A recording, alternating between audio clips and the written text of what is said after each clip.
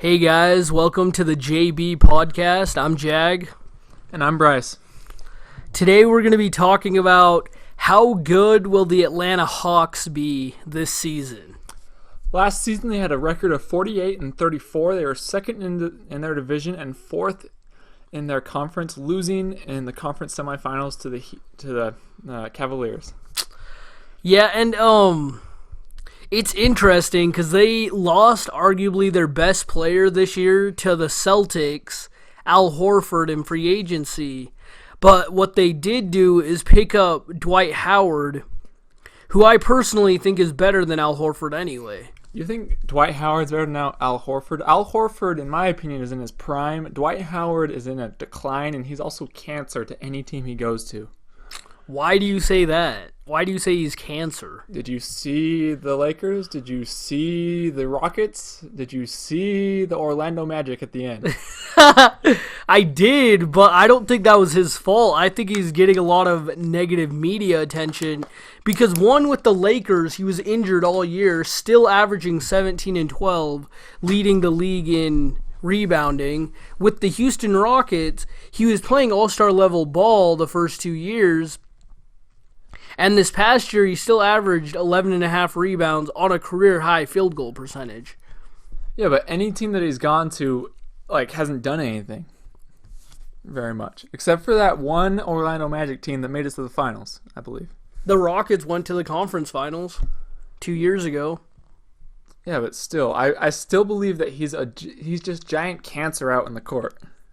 He's not very, the teammates don't like him all that much. Mm-hmm.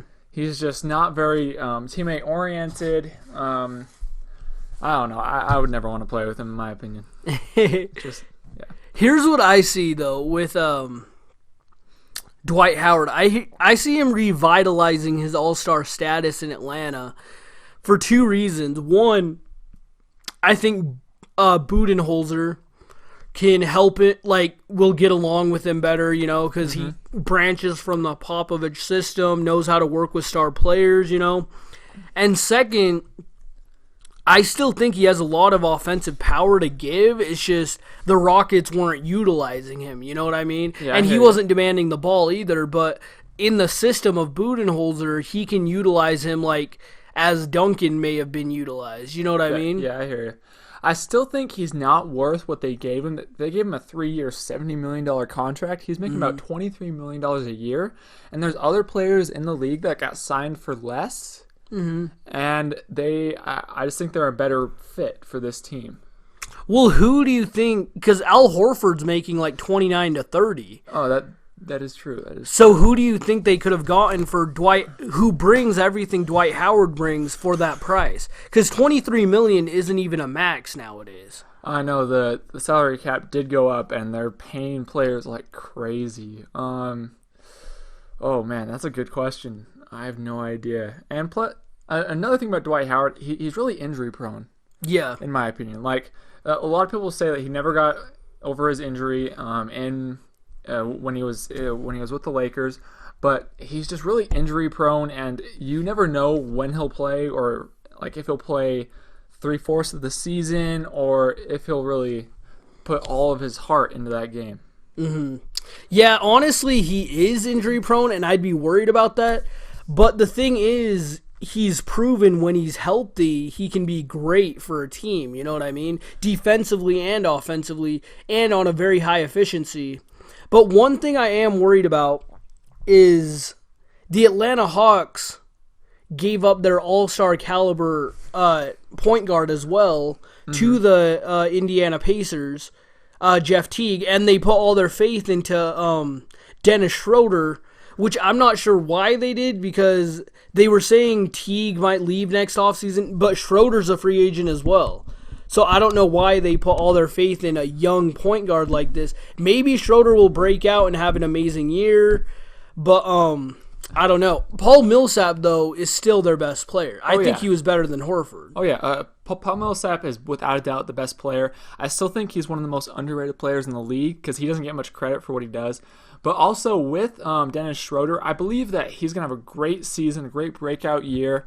And because he was doing great under Teague, and plus a lot of people in the Atlanta Hawks organization, I don't really understand why, but they wanted Teague to be gone at the All-Star break. Yeah. Yeah, they were trying to get him away, and they traded him away to the. He went to the Indiana Pacers, but they got the Jazz's first-round pick. Yeah. But I don't know how good Taurean Prince is going to be his first year. But I also think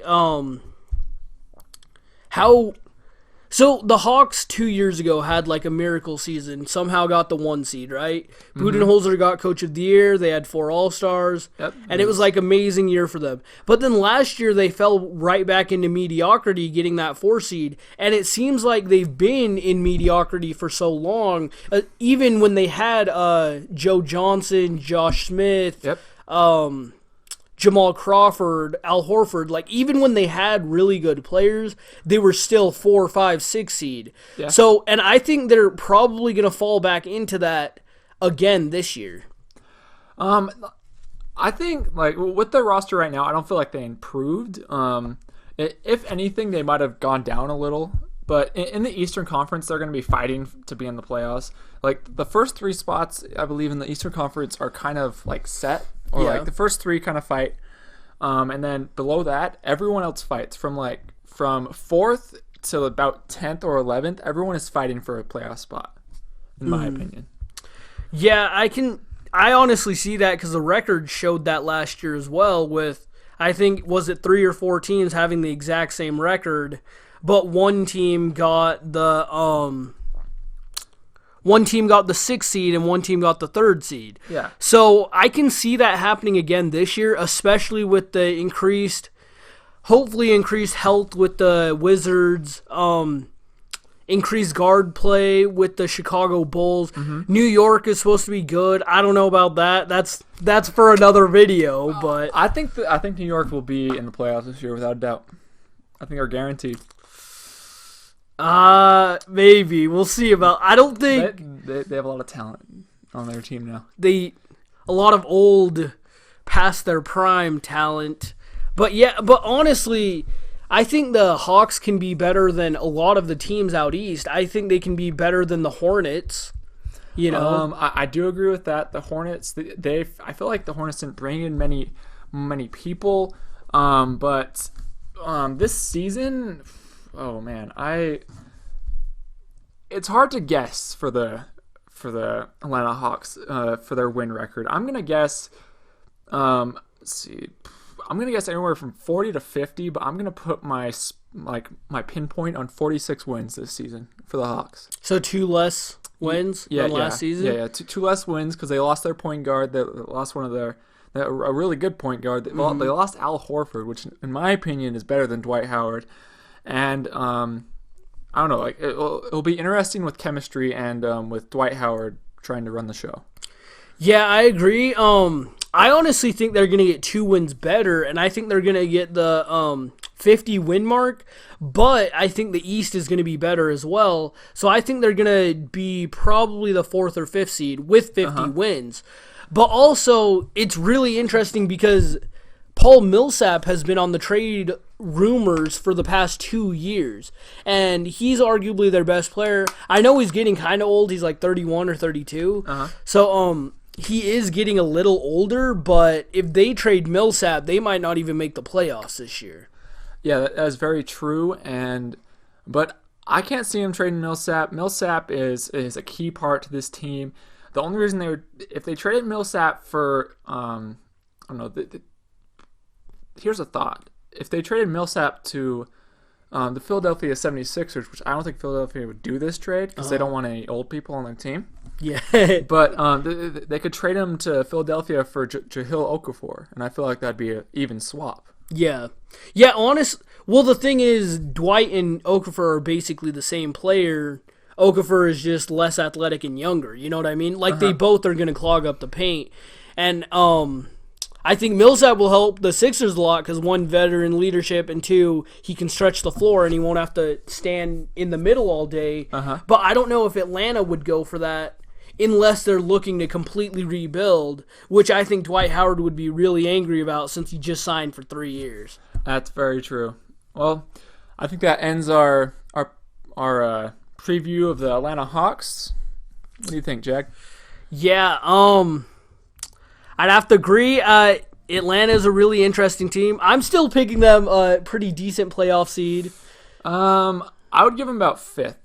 Okay, well, I said fifth too. Yeah, so. like I'm giving about fifth because the East will be very good this well, not very good. They'll be better Yeah. this season. But really with it, I'm going anywhere from fifth to eighth. Okay, I can see that. Yeah. Well, we'd like to thank you guys for tuning in to the JB podcast. Please comment down below how you think the Atlanta Hawks will do, and like and subscribe. And we'll see you guys next time.